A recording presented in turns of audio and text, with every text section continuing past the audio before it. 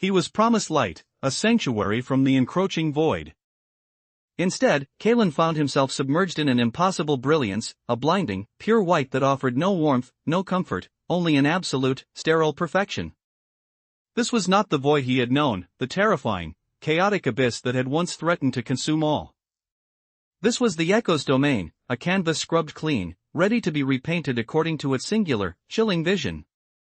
No longer the anomaly, the bridge between opposing forces, Kalen understood with a sickening certainty. He was the experiment. The Echo's final, most exquisite piece.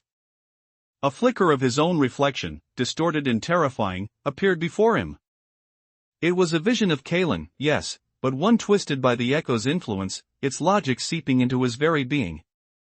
This was the future he had fought so desperately to avoid, Kalen, remade, a weapon of unimaginable power in the hands of the cosmic entity he despised.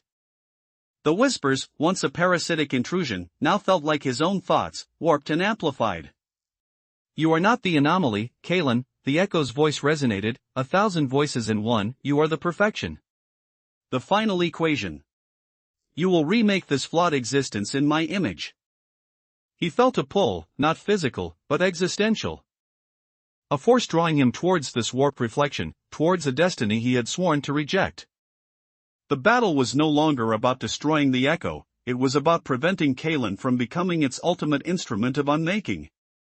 Every instinct screamed for him to resist, to shatter this horrifying illusion. But the Echo's power was insidious, weaving through the fabric of his consciousness, showing him the seductive allure of absolute order, the blissful silence of a universe devoid of pain, of choice, of life itself. He saw glimpses of worlds, once vibrant and teeming with life, now reduced to perfect, motionless sculptures of light and shadow. A chilling testament to the Echo's cold, efficient artistry. Could he fight himself?